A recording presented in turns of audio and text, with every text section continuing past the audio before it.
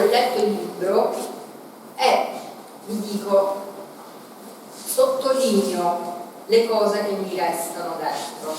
In realtà ho sottolineato tutto il libro, quindi non poteva essere per narrarvi tutto il libro. Allora che ho fatto? Ho iniziato a scrivere dei pezzi, delle citazioni, dei passaggi del libro che più mi sono rimasti dentro, ma devo dirvi che anche questa tecnica non è stata possibile perché ho scritto diverse pagine, per cui quello che narreremo questo pomeriggio è quello che risuona dentro di noi dopo una lettura autobiografica.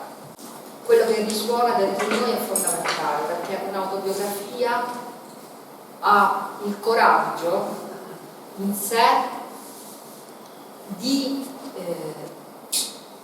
dare agli altri quello che è un percorso, un'introspezione della persona che l'ha scritta, e quindi fare vivere vari sentieri che ha percorso durante questo suo scritto, durante questa sua vita, e i percorsi sono diversi.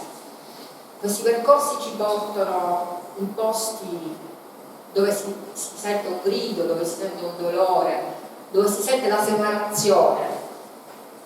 Per cosa? Per un'idea, per una scelta etica che si porta fino in fondo, e quindi una scelta etica e coraggiosa, il diritto di sottrarsi al servizio militare obbligatorio e alle guerre come un diritto umano universale. Ho detto all'inizio, la mia è anche stata una preparazione dello spirito, e in questo momento sto navigando nelle due acque, ora scure e agitate, a volte torbide e ghiacciate, ma rese limpide e avvolgenti, un viaggio interiore profondo che si scontra con una realtà agghiacciante, un poema vissuto, una scelta etica coraggiosa, il diritto di sottrarsi al servizio militare obbligatorio e alle guerre come un diritto umano universale, una scelta che ti trasporta in sentieri sconosciuti, ma reali, dove nascono ferite profonde, in un estremo confine e isolamento, continue rinunce, sentimenti congelati, indignazione, mortificazione, lacrime ingoiate. Un grido profondo mi giunge, mi vengono i brividi. Continuo a navigare realmente in questo giorno del solstizio d'estate, e l'eco che sento proviene dal corpo, al corpo del disertore, con la sua scrittura, una luce che proietta è un'alchimia, un ascolto profondo e sensibile di sé e degli altri, una luce speciale, dove il dono emerge insieme all'amore di un'intera famiglia, una luce che fa riscoprire la forza interiore e che ti dà la possibilità di ritornare sempre al tuo centro, per espandersi e abbracciare nuovamente la vita con amore, navigando in acque limpide e cristalline. Grazie Orazio.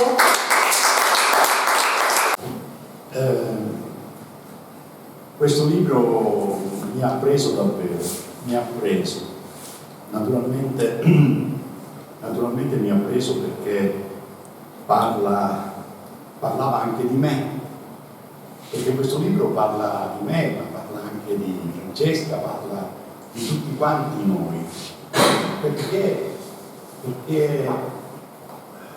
parla di se stesso, quindi parla di se stesso, della sua storia, e i meccanismi che si svolgono attraverso lo sviluppo della storia sono gli stessi meccanismi che tutti quanti noi abbiamo. Ma c'è un'enorme differenza, se permettete, tra tutti e una persona come Orazio. È una persona come Orazio. Orazio ha vissuto una vita estremamente difficile, in vari momenti dolorosa, in certi momenti drammatica. Suo papà lo ha perso quando il papà aveva 41 anni, improvvisamente. Già questa mancanza lo ha colpito pesantemente. Poi tutto il discorso connesso al servizio militare e alla sua decisione di non sottoporsi all'ubbidienza alle autorità militari e allo svolgimento del servizio militare. Naturalmente questa sua decisione ha comportato anni di difficoltà. Questa decisione, questa persecuzione poi da parte delle autorità militari italiane nei riguardi di Orazio lo ha condizionato pesantemente. È stato un entrare e uscire dai carceri militari, dai tribunali, e quindi si è trovato davvero perso, perché lì fin dall'inizio lui ha avvertito la straordinaria differenza che c'è tra lo spirito e il corpo.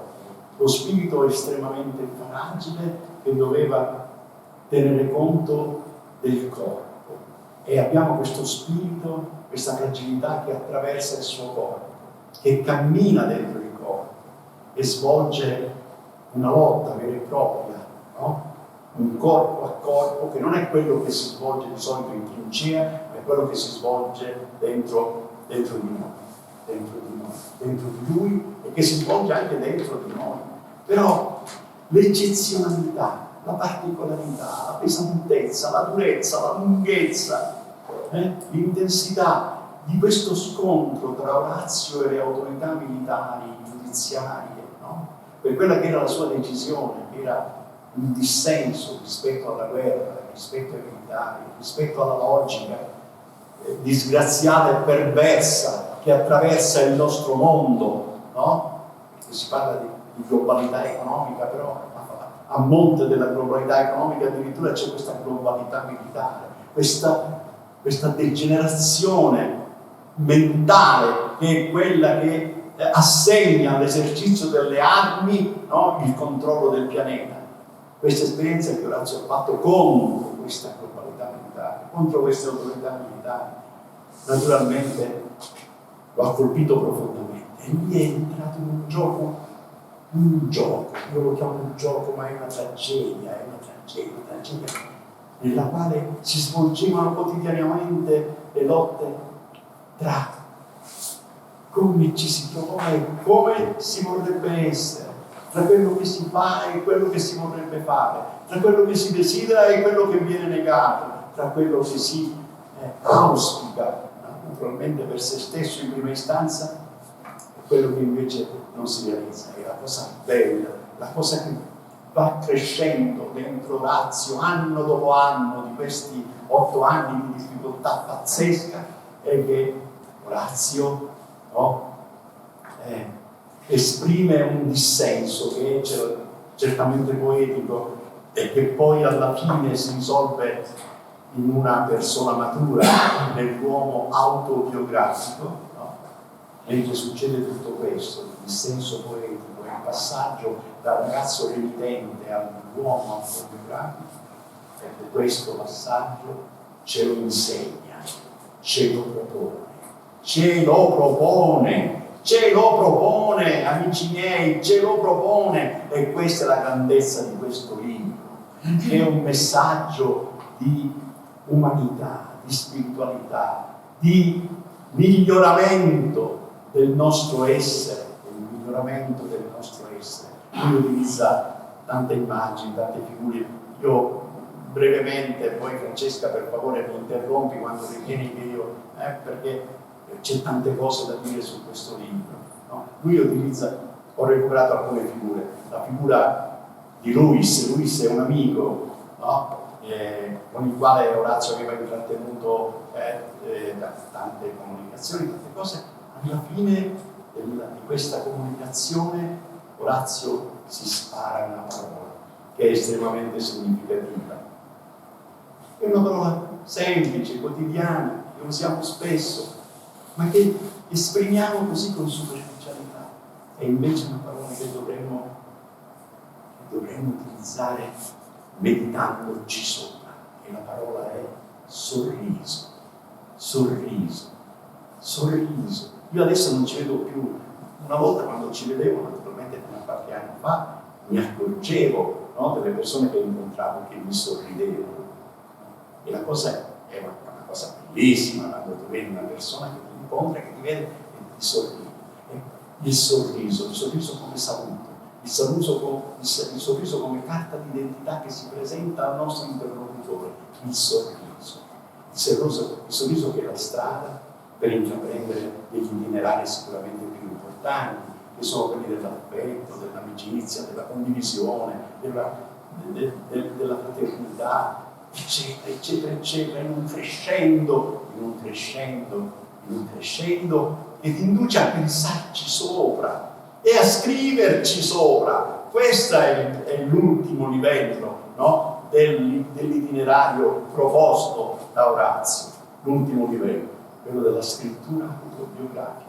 E vi assicuro che la scrittura autobiografica è la strada maestra per conoscersi sempre più profondamente, per mettersi nelle condizioni di preparare, no? Di favorire, di intraprendere dei cammini di condivisione, di fraternità, di amicizia, di affetto, di amore, di simpatia, di condivisione. La scrittura, pensarci sopra su quello che si pensa, e vi assicuro che è un itinerario meraviglioso, è un itinerario straordinario. L'altra immagine è quella della mamma di Orazio, quello che ci racconta è quello che lui vive, quello che lui sente quando la mamma lo va a trovare in carcere. E allora lì vediamo Orazio che trattiene le lacrime, ma quelle lacrime che lui trattiene sono lacrime che vanno giù, che vanno dentro, che si cristallizzano, che si sciolgono in tanti pensieri, no? In tante considerazioni. L'ultimo pensiero ancora sulla mamma e sulle sue poesie, no? E su quelle poesie che introducono ogni capitolo di questo bellissimo libro. La mamma di Orazio ha una forza straordinaria, ha una forza, vi assicuro, straordinaria, molto simile a quella di Orazio. Tra l'altro la somiglianza con Orazio è data anche dal fatto che la mamma ha avuto Orazio quando lei aveva 17 anni, quindi si possono considerare quasi fratello e sorella, insomma, non c'è quella differenza classica tra il genitore e il figlio.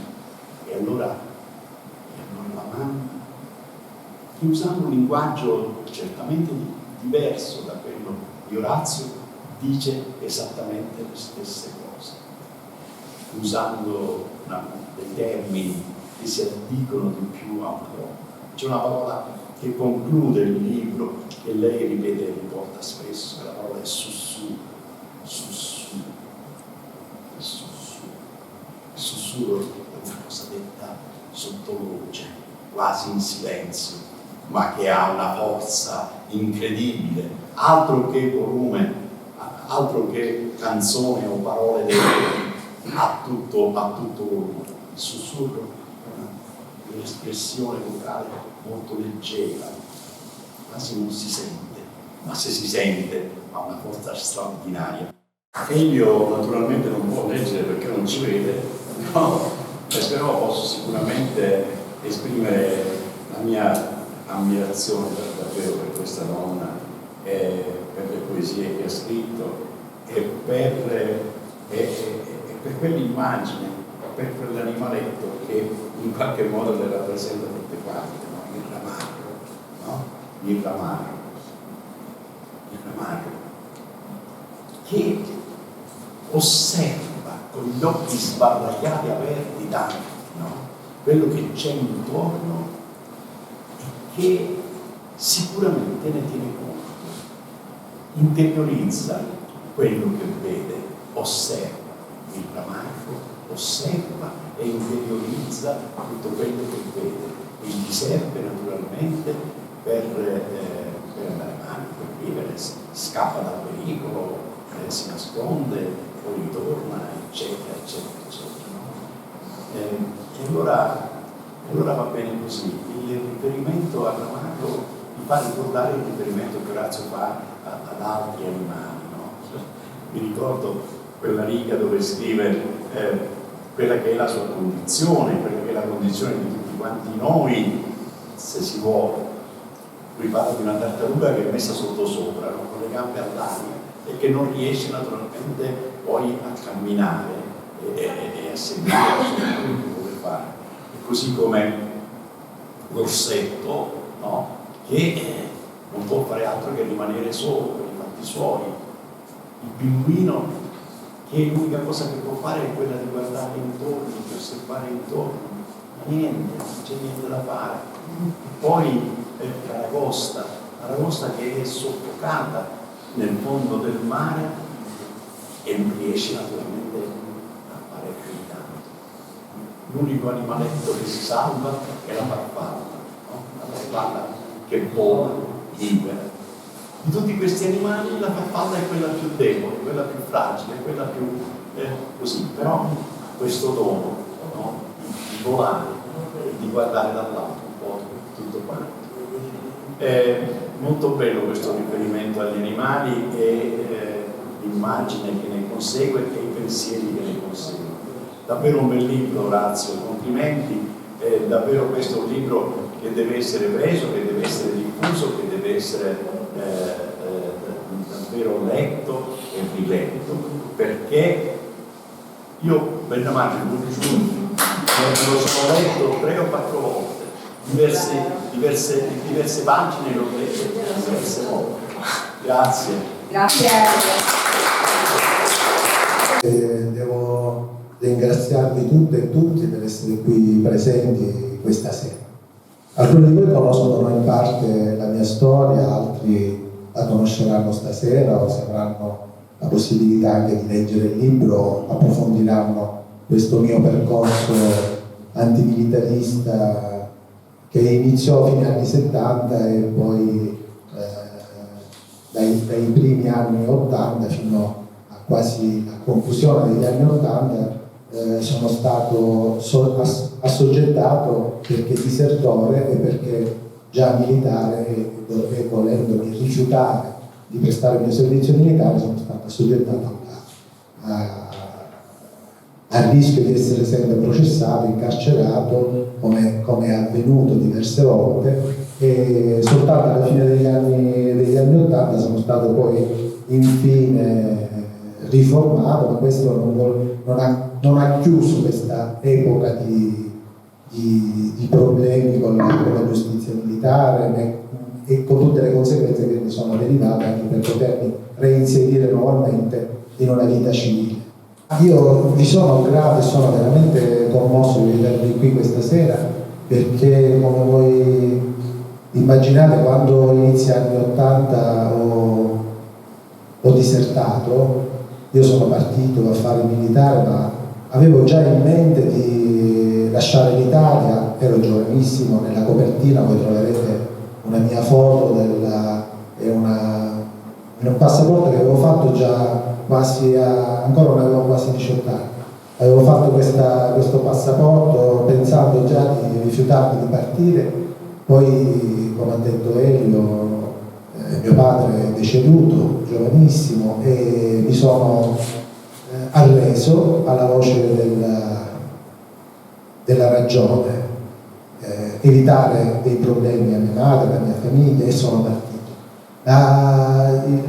Il Pinocchio che era in me, il ribelle che era in me non ha resistito all'esperienza della caserma, della vita militare, e ho seguito invece la voce del cuore e mi sono rifiutato di proseguire il mio servizio di leva e ho abbandonato la caserma, e da allora, inizio anni 80, hanno cominciato a obbligarmi a ritornare in caserma, a processarmi, a incarcerarmi fino a fine anni 80. La prima volta che ho deciso di espormi pubblicamente e di dire pubblicamente le mie ragioni, perché non intendevo più essere un militare, perché volevo disertare, intraprendere questo percorso che già sapevo sarebbe stato un percorso molto difficile,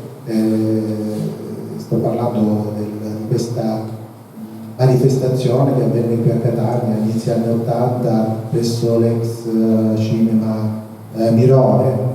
Non mi è stato possibile prendere la parola pubblicamente e da allora diciamo che questa in effetti, dopo più di 40 anni, se volete, è la prima volta che pubblicamente riesco a parlare ed esprimere le ragioni di quella scelta. Vorrei ripercorrere insieme a voi l'indice di questo libro, anche per spiegarvi come è nato, come ha preso forma e ha preso vita questo libro, perché io non ho cominciato a scrivere pensando di fare un libro. Ho cominciato a scrivere seguendo l'attività poetica di mia madre, Maria Gemma Bonanno. Leggo, alcuni di voi forse già la conoscono, leggeranno anche le sue poesie. A un certo punto lei ha già pubblicato qualche antologia e pensava di pubblicare l'ultima antologia, Il Ramarro, che è la figura nella quale lei si identifica come poetessa, come donna, e Il Ramarro saluta. Questa cosa mi ha scosso molto e allora ho recuperato piano piano tutte le poesie che lei mi ha donato nel corso degli anni e che ha dedicato a me come figlio, e ho preso una di queste poesie e ho cominciato a scrivere, perché poi sono delle poesie particolari, sono anche poesie, se volete, anche autobiografiche, perché parlano di noi e non solo di noi, nella quale ognuno di noi può anche riconoscersi. E credo che la prima fosse Dietro il vetro. Voi immaginate che questa era riferita a questa esperienza nella quale ci siamo ritrovati la seconda volta che io sono stato in carcere a Palermo, dove lei veniva a visitarmi, a trovarmi, e avevamo questo vetro divisorio che non ci permetteva di entrare in contatto fisicamente. E questa poesia ha dato il via al primo racconto autobiografico che io ho scritto. Poi ogni racconto autobiografico che ho scritto poi piano piano nel corso di alcuni mesi, il titolo di questi racconti è il titolo della poesia, che dà a me l'energia, la creatività per poter scrivere qualcosa che fosse anche collegata a quel periodo che abbiamo vissuto. E, per esempio, la prima sezione del libro, Pinocchio e il grillo parlante, Dietro il vetro, Il guerriero e Lacrime di Gabbiano. Ecco, questi sono dei racconti autobiografici che poi ho messo insieme successivamente, un po' tutti i racconti autobiografici sono poi suddivisi per sezioni, perché ogni sezione si riferisce a uno stato dell'animo di questo disertore. E questi primi 4 racconti sono nella prima sezione, che si intitola Un disertore nella Real Casa dei Matti. È un po' l'esperienza che in diversi anni, nonostante io poi abbia abbandonato la Sicilia, ma poi sia ritornato nuovamente dentro il carcere militare di Palermo. Ecco, questo è il nome che veniva dato a questa struttura che oggi è in disuso, la Real Casa dei Matti, perché era un vecchio convento, poi è divenuto un manicomio, un ospedale psichiatrico e poi successivamente carcere militare. Poi abbiamo altri racconti, La giostra, Il grido, Parigi, La frontiera, e quindi già dai titoli capirete che si tratta del mio periodo, che quando sono espatriato in Francia, dopo questa prima esperienza che ho avuto al carcere militare di Palermo, poi sono andato in Francia per non essere obbligato fino all'età indefinita di 50 anni o oltre ad essere costretto a questa vita, e quindi mi sono recato in Francia. E questo è il periodo di questo giovane disertore che vive in Francia, ed è la sezione Un disertore in esilio.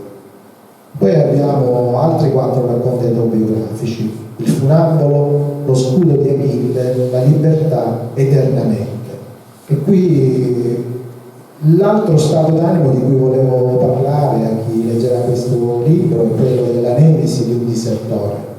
Un po' la ricerca, dopo queste esperienze di riscatto, la ricerca però che non fosse fine a se stesso, e quindi anche l'esperienza di nuovi studi, di nuove attività culturali, in cui poi anche travasare un po' tutte i valori, l'etica che io stavo maturando nel corso di questi anni a partire da questa esperienza. Gli ultimi 4 racconti, Ieri, Verso le stelle, Ai piedi del vulcano e In un soffio, sono racchiusi in quest'ultima sezione del libro che si chiama L'animo imprescrittibile di un disertore. Poi alla fine del libro troverete un appendice perché, come avete compreso e intuito, i vari passaggi di questi racconti autobiografici non sono cronologici. Non ho usato una cronologia, quindi voi troverete poi nell'appendice il percorso biografico di un disertore dove metto in sequenza tutti i vari periodi dalle fine degli anni 70, inizio anni 80 fino a quasi oggi, un po' tutte le vicende le ho ricostruite in modo tale da avere presente qual è stato questo percorso nel tempo che io ho vissuto.